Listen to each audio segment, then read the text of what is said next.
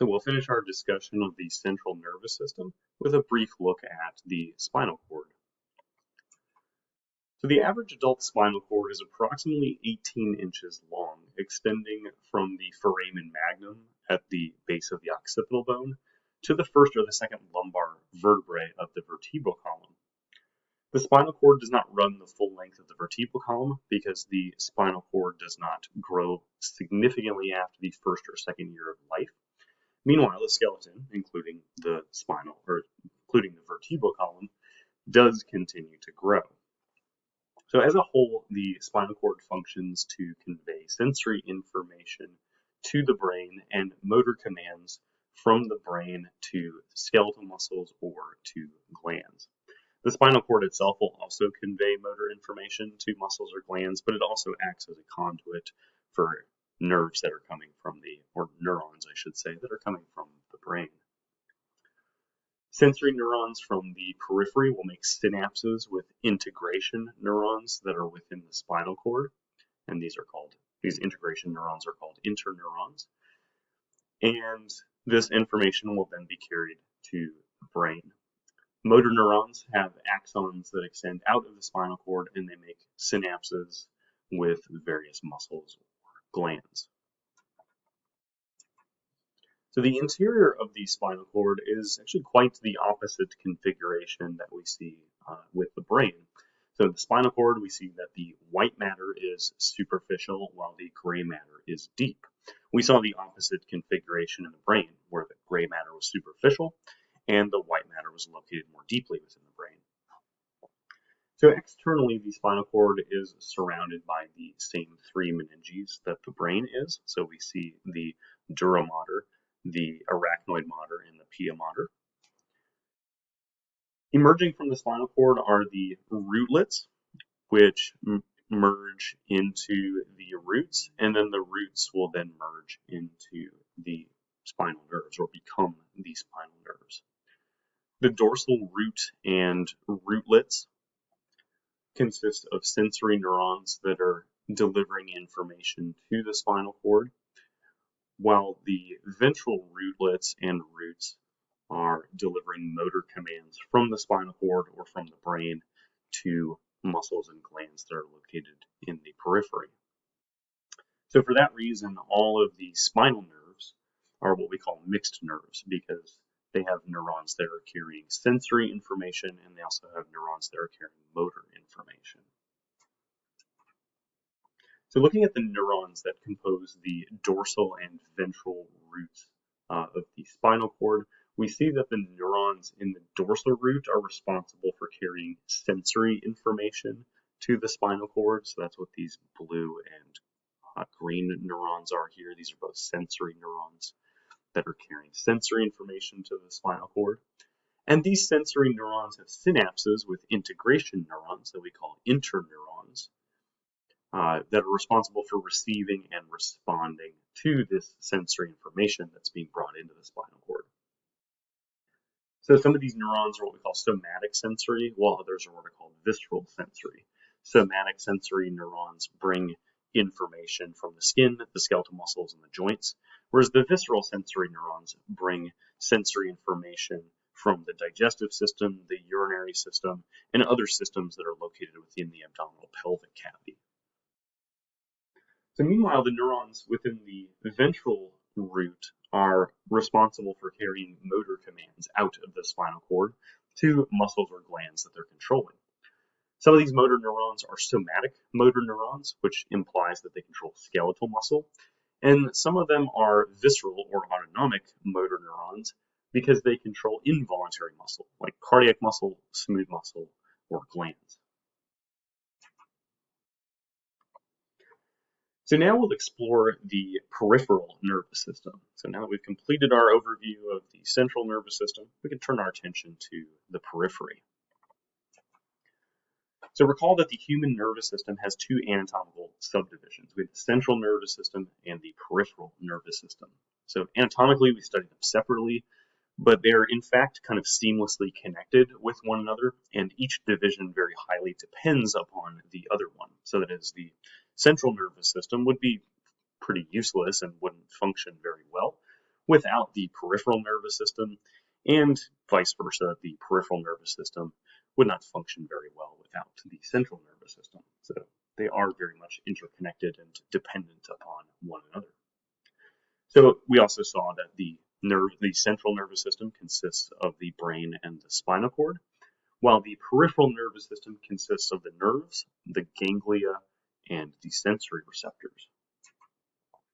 So let's look at a few definitions for the peripheral nervous system. So we see that nerves are just defined or described as bundles of neuron axons.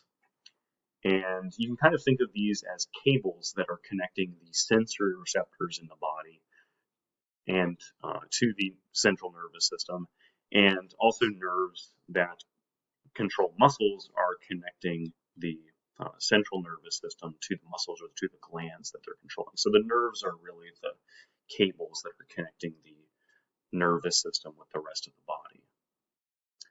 Sensory receptors are described as specialized structures that detect very specific stimuli, and they also tend to be very closely associated with sensory nerves or sensory neurons, so that way they can send that information to the central nervous system where it's interpreted and processed.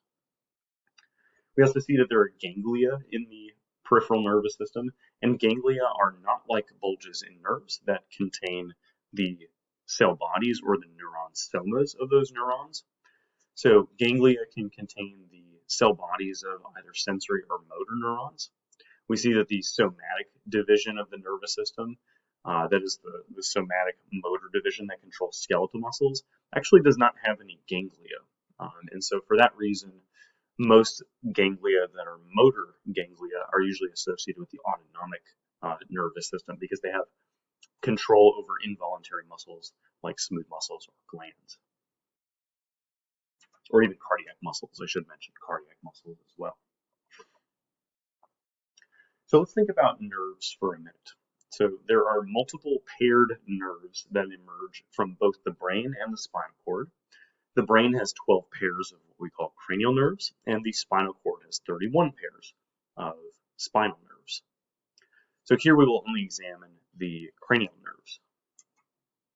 So the cranial nerves are the nerves that emerge from various regions of the brain or various parts of the brain. There are 12 pairs of cranial nerves, which means or implies that each pair has a left and a right branch to it. So for example, the olfactory nerve has a right and a left branch to it, even though it looks anatomically like there are two separate ones. Those are really just two branches of the same nerve.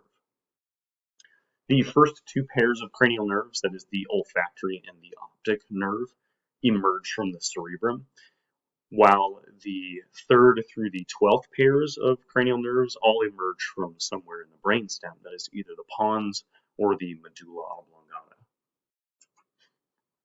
So cranial nerve number 1 is called the olfactory nerve because it conveys olfactory information from the nose to the brain. So this is what gives us our sense of smell.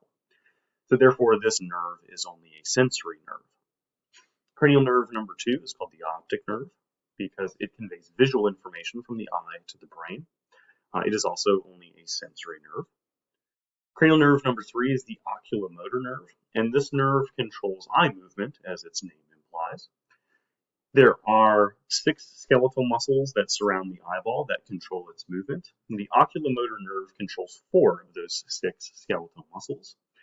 And because this nerve primarily controls muscle movement, it is a motor nerve. Cranial nerve number 4 is called the trochlear nerve. The trochlear nerve also controls eye movement. It controls one of the 6 skeletal muscles that's surrounding the eye, and therefore it is also a motor nerve. Cranial nerve number 5 is called the trigeminal nerve. It is a large nerve with 3 branches. That's why its name is trigeminal, because it has 3 branches within the face. It's a large nerve that innervates most of the face. It's our first cranial nerve that is a mixed nerve, so that it has sensory neurons and motor neurons located within it. So it conveys touch, temperature, and pain sensations from the face and the teeth. So therefore, this is the nerve that the dentist numbs with lidocaine before working on your teeth. And it also controls skeletal muscles that are involved in chewing. Because it has both sensory and motor functions, it is what we call a mixed nerve. The cranial nerve number 6 is called the abducens nerve, which also controls eye movement. It controls one of those 6 skeletal muscles that moves the eyeball, so therefore this is also a motor nerve. Cranial nerve number 7 is the facial nerve. This is the second of our mixed nerves because it has both sensory and motor functions. The facial nerve conveys the sense of taste from the tongue and the mouth to the brain, so it has function in taste. It also controls the muscles that are involved in facial expressions, so think facial expressions. And it also controls the glands that are involved in both tear production and saliva production. Cranial nerve number 8 is called the vestibulocochlear nerve, so quite a tongue-twistery name to it. This is a sensory nerve that conveys the sense of hearing from the cochlea, and it also conveys the sense of balance from a structure that's in the inner ear called the vestibule. And we'll talk more about this nerve in just a moment. Cranial nerve number 9 is called the glossopharyngeal nerve. It is the third of our mixed cranial nerves because it conveys sensations of taste, temperature, and touch from both the tongue and the pharynx, so that is the tongue and the throat. And it also controls skeletal muscles within the throat or the pharynx that are involved in swallowing. So looking back at cranial nerve number 7, we see that cranial nerve number 7 is occasionally experiences a condition called Bell's palsy. And Bell's palsy is a condition that's usually temporary that affects the facial nerve, cranial nerve number 7. It is caused by either trauma to the facial nerve or an infection, and it causes the facial nerve to not communicate properly with the muscles that it controls, resulting in temporary paralysis of facial expressions.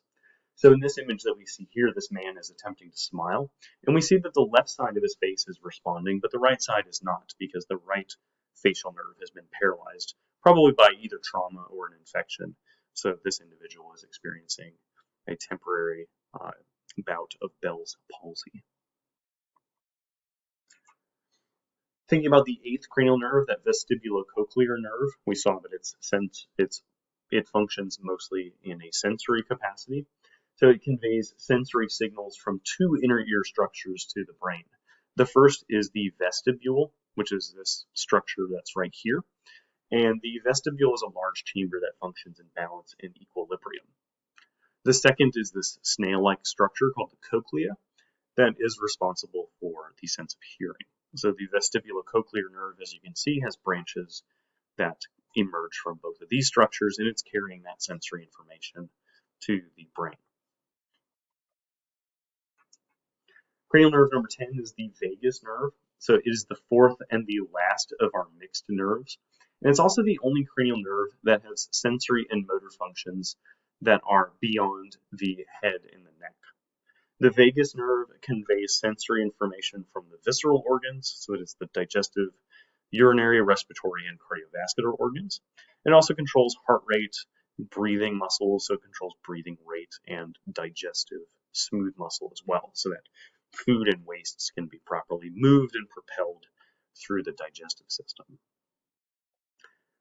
Cranial nerve 11 is called the accessory nerve. It's also referred to as the spinal accessory nerve. It is a motor nerve that controls skeletal muscles that are involved in head and neck movement. And finally, cranial nerve number 12 is called the hypoglossal nerve. It's a motor nerve because it controls the skeletal muscle that is the tongue, and it controls the movement of the tongue during speaking, chewing, and swallowing. So this nerve is fairly easy to remember because the term glossal, or the word glossal, refers to the tongue. So if you're having trouble remembering the names of the cranial nerves, the following saying contains the first letter of every nerve. And that saying is, "Oh, once one takes the anatomy final, very good vacations are heavenly." If you're having trouble remembering the functions of the cranial nerves, the following saying contains the first letter of the function. So S implies that the nerve is a sensory nerve, M for a motor nerve, and B is for mixed nerves because they have both sensory and motor functions. And that saying is, "Some say money matters, But my brother says big brains matter more.